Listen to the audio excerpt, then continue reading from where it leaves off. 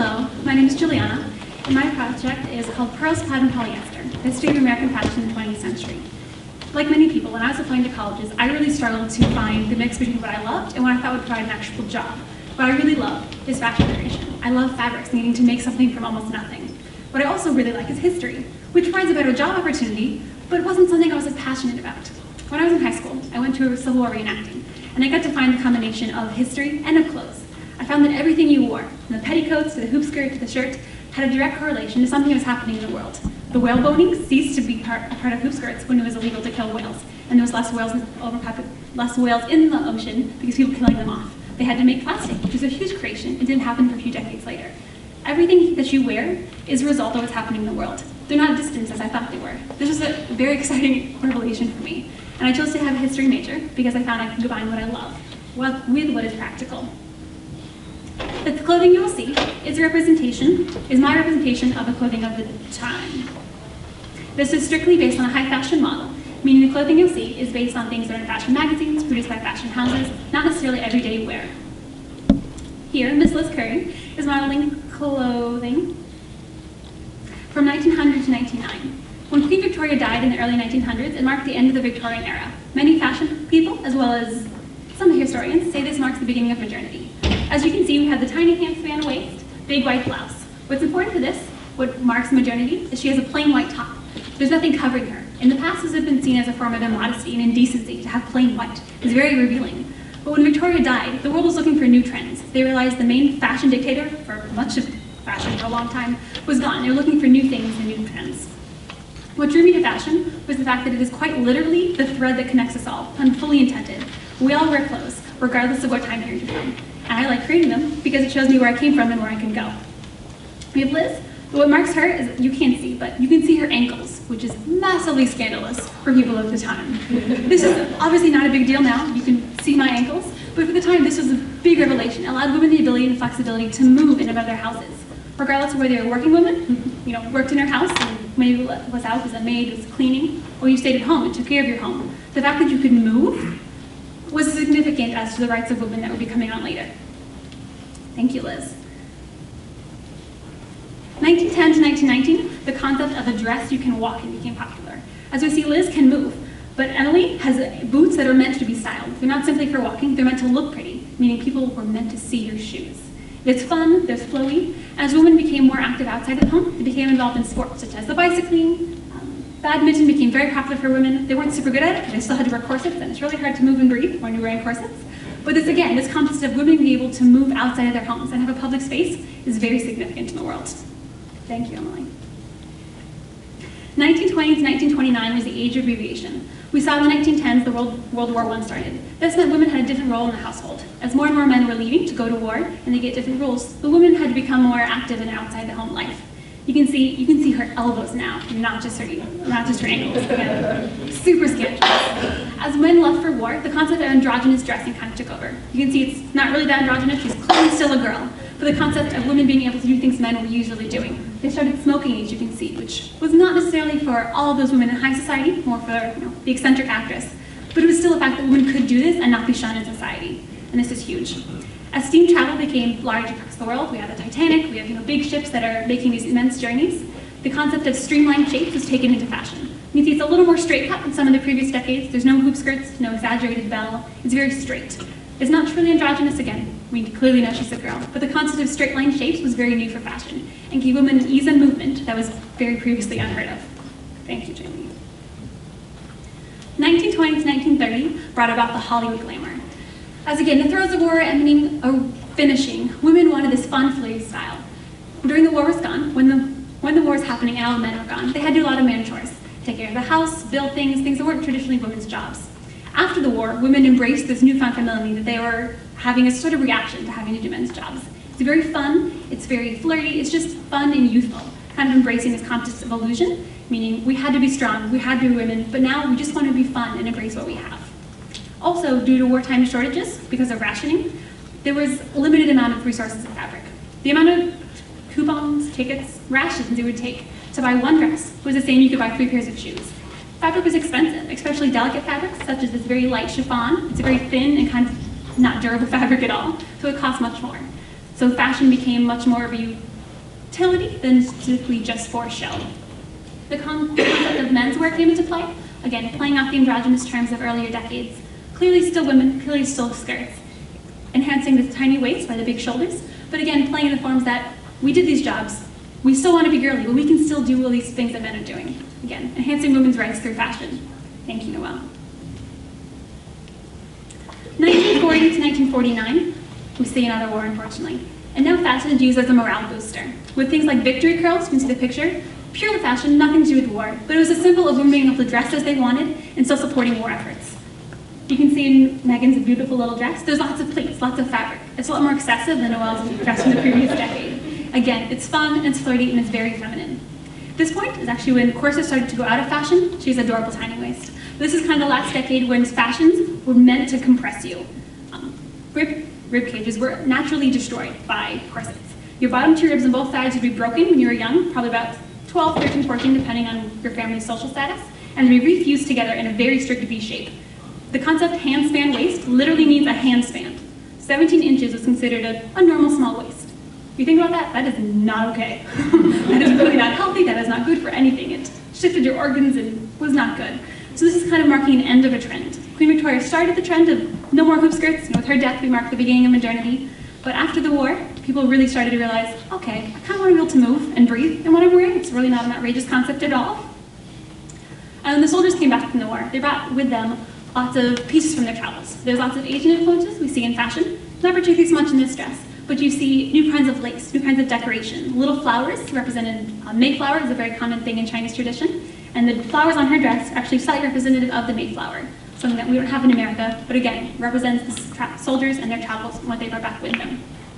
Also, nylon and elastic became part of fashion because of the war.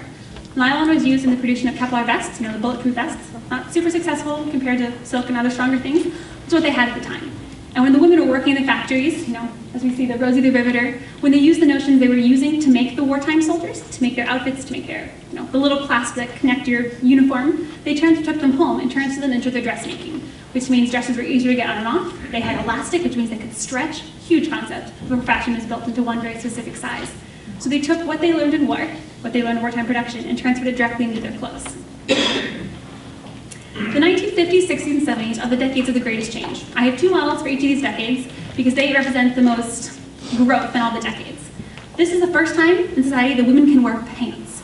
Not so acceptable out of the house. Oftentimes women would still choose to wear dresses when you go out because it's just a form of respect for your place wherever you were going and for yourself. But the fact that Maddie, you can see Maddie's in pants, is a big deal. It's just, whoa. Crystal here is in this adorable dress, a little reminiscent of Jackie O, which would have come for a little bit later. But the fuller skirt, again, emphasizing the feminine form. I can see they're very different shapes. Maddie's is much more the streamlined shape, and again, with pants, big deal. And Crystal's floaty dress represent the two sides of the American woman. As more and more women are looking for work outside of the house, but still maintaining their homemaker status, they have to find a combination of the two. So Maddie has a cute little collar, a little pin, something to make it fun, but still definitely feminine. Thank you, guys. The 1950s introduced a new concept of Hollywood role models. As the film became widely popular in America, the concept of role models for young people based on film stars became new. It no longer was writers and poets and statesmen. It was these women who acted all day, who got to wear glamorous clothing and dance around on stage. The new concept of this youth icon played a huge role in the creation of youth culture in America, which started with the 1950s. The baby boomers, they were the children of soldiers. The soldiers came back, they quickly got married, had a whole bunch of children, and these children created the baby boomer generation. They're the ones that actually created the youth generation in America. Before then, there was no teenager. You had a grown-up wearing grown-up clothes, and you had a baby wearing baby clothes. There's nothing in between. With this influx of young people who needed their own creation, they created their own sense of youth style. That's where we have youth culture today. The 1960s were a very fun decade, in my opinion, as you can see by Angie's wonderful, colorful patterns, hideous in a great way, dress, and Stacey's awesome short outfit. This is the concept of liberation. As these young people were looking for their own fashions, they repurposed things they had in their closet. Angie's dress is very reminiscent of something an adult would wear. A fun pattern, but still very mature and tasteful. Stacey's dress represents the youth cultures of the time. As young people are growing up, they want their own kind of clothes. They don't want to wear what their moms wear, they don't want to wear baby clothes. So they repurposed clothes from their childhood, things that would, fit you when you're 8, it's going to be a little shorter when you're 18. They repurposed those clothing and made them work for their time. Stacey has a cute skirt, a peasant top, it's very young, it's very youthful, repurposing things from their early childhood to make them work now. This is kind of the beginning of, I guess, secondhand couture, if you would. Fashion being repurposed, that not being bad, and it being okay to make something that doesn't match, doesn't go together, just because you want to. It was kind of the creation of the youth movement of not really caring. You wear what you want, you have fun with it, you embrace it, you move on. People like the Beatles, who were very influential in youth culture, came in at a perfect time. JFK died, and America's youth felt empty. He was their leader. He was a young, vibrant personality who really represented the youth and what they wanted to be successful, to grow up, to represent change and positive things in America. When he died, he left kind of a gap in youth culture. They really wanted someone to cling on to, and the Beatles represented that.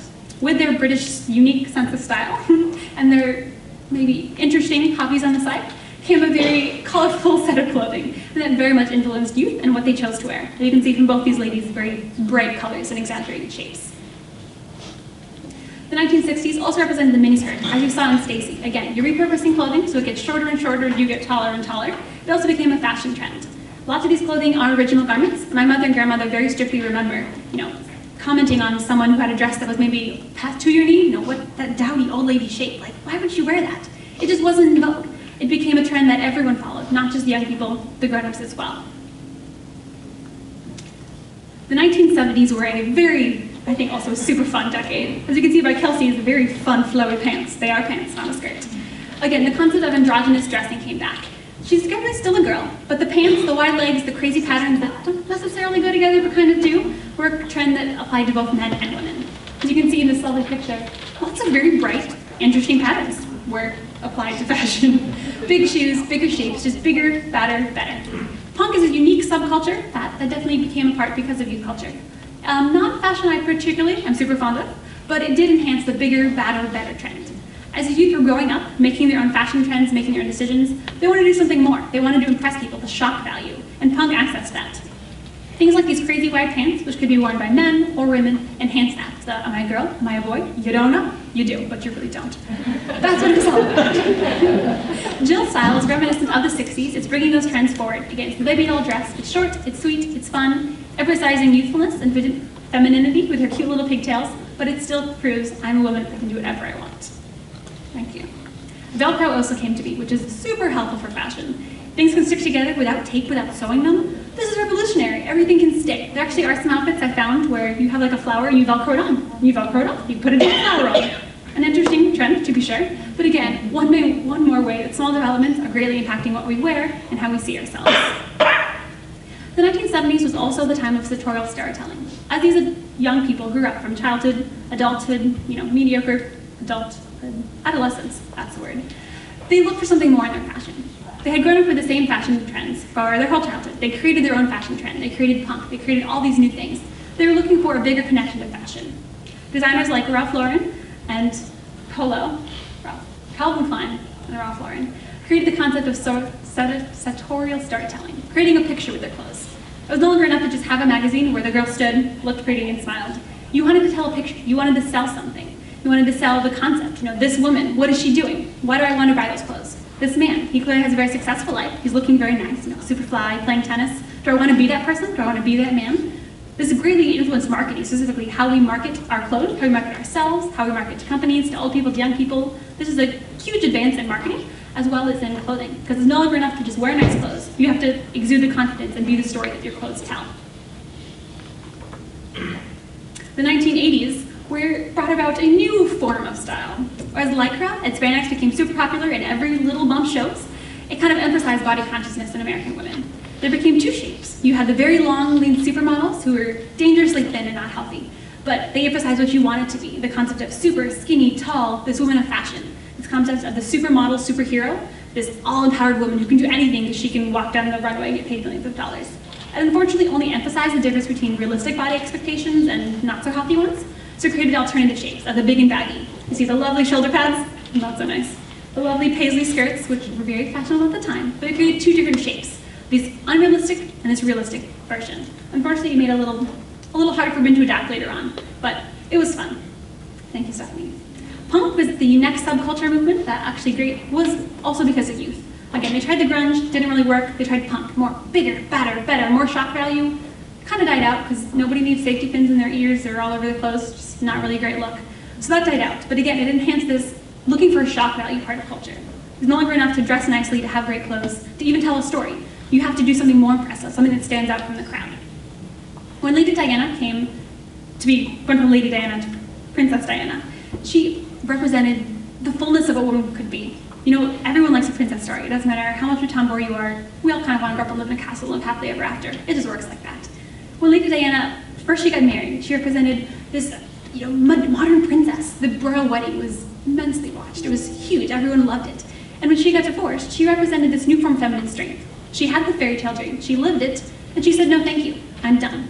She found herself. She volunteered. She found new clothes, a little more revealing clothes than probably a princess should wear. But her form of feminine strength directly transferred into American fashion and what we chose to wear. A few years earlier, when Margaret Thatcher became the first woman Prime Minister of England, you also saw a unique combination of some English styles, a little more tailored, more pearls, coming into American fashion. The 1990s, as Miss Jess, was a very scandalous decade. I made these pictures small. I don't want to scandalize anyone. But again, we're looking for bigger, fatter, more of a shock value. The 1960s, 90s specifically emphasized sexiness. Again, we're looking for this empowered woman, this person who is directing her own life, who's choosing what she wants through her clothes. Alexander McQueen created the bumpster trouser. He didn't mean for you to wear it. He literally just meant to show someone's butt to see what people would do. Pure shock value. We also see more streamlined shapes, reminiscent of the 50s and 20s. As often happens at the end of the decade, we get a little reminiscent. I know I'm graduating in a few days, 24 days, not that I'm counting. And you get a little reminiscent. You think, what am I missing? What has gone by? What am I looking back towards? The 90s represent this time. You can see Jess's dress is very nice. Well, of course it's nice, that's poor parenting. There's a V-cut shaping at the bottom, which actually looks just like Jamie's dress, the girl from the 1920s with a little cape top. We're pulling fashion trends from back, remembering where we came from, remembering where we're going, but it's also very streamlined. It's reminiscent of the steam travel, the silvery lines of a big steamship, coming back in straight shapes. All over the theme is just pure sexuality. We want to embrace the modern woman at this point, wants to embrace themselves, wants to find themselves through their clothing and through their personality. Fashion connects the world and offers an escape, an affirmation, or alternative. If we know where we came from, we know where our clothes came from, we know why the materials were where they were, we know more about ourselves. I'm wearing black jeans and a black top, nothing super fancy. The fact that I'm able to wear pants took 50-something years to produce. It took a long time. This scarf was probably made in China. I'm guessing this fabric is, I don't actually know. But the fact that I had international trade access, and it was fairly cheap, means there's great international trade. You just go across. It means we have a great flow of money and resources. It proves where we came from and where we are today. Fashion connects generations of people and countries. Regardless of where we came from and where we are now, again, we all have to wear clothes. As you can see, the Victorian era down at the end of the big hoop skirts looks a little different from my skinny jeans and black shirt, but it's still the same. I'm still wearing cotton. The cotton that was generally produced in the South during Civil War, the Northerners couldn't get, which speaks to why she's wearing cotton, because this is a Southern woman. Everything we do connects to where we came from. It's just plain and simple. Fashion is a little cyclical. As I'm sure any historian here will tell you, things just come around. You know, we see the same patterns repeating as in Jess's dress and Jamie's dress. Everything comes back again. Again, fashion is quite literally the common thread that connects us all. Regardless of where you are, where you're from in the world, I guarantee what you're wearing tells you about where you come from, about your social status, about your country, what you have access to. Fashion directly tells us where we are, where we're going, and hopefully where we'll be in the future. Thank you.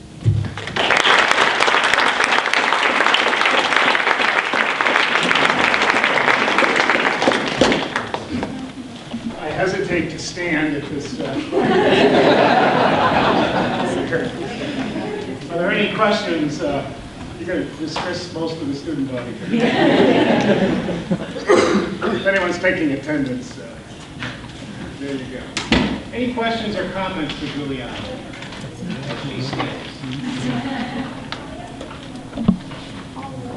This is obviously high fashion. This is really based on a high fashion. You couldn't do everything. Right. But, and maybe this is an unfair question, but if you were focusing on everyday people or people all across different segments of society, what do you think would change? Would the same principles, the Uber principles you were giving about fashion, obviously the specific examples would differ, but in terms of your larger notions, would there be any change in your thesis, do you think? I think personal fashion tends to move a little slower than high fashion. As you saw, the pants for more or less public consumption came about in the late 50s. That would move a little slower in your home life. I've interviewed my grandparents, my relatives, older people I know, and they all said that trends move a little slower when you're at home. And I'm sure, we all know, the newest skirt comes out, you probably wait a few months to get it, or your mom might not like it at first, you wait even more longer. It moves a little slower when it's on home line. I chose to focus on high fashion because it moves the quickest and it shows the most amount of change. We saw the 50s, 60s, and 70s have skirts are getting shorter and shorter, you have pants. It's a huge growth for fashion and for American women. That's kind of why I chose to focus on it, because it's more specific, but I think it definitely would look a little different if you did it for home life. So since you have really great knowledge about fashion, as an individual person, as you, what do you think about the future? Where do you think the fashion is going to go? What kind of clothing people would wear based on your assumption or your thinking? What would you think people would do there? Say the clothes or my clothes? Yeah, I think the cyclical thing will come back again. I've noticed some of my mom's clothes, the baby doll tops, the cute little things, they're coming back again. I think some of that will be repeated. I think it's hard to gain the same shock value we've gained in the last 100 years. As we see from her to me, there's a big difference right there. That kind of shock value I don't think can be achieved again, because as long as people remain wearing some sort of clothing, you can't get that much of a shock anymore because that shape is just out of date now. I don't know how to answer that. I thought a lot about it. I think there'll be lots of new textures, new patterns, maybe new materials that will be created in the future will affect how we use them and how we respond to clothing, how they're made. If something's thin, I can't use the same sort of shapes I would otherwise. So I'm thinking lots more cyclical trends, the more, maybe some 20s dresses with the V-cutted inserts or things like that. Otherwise, I'm not really sure. I'm excited to see what we can wear while still maintaining clothing.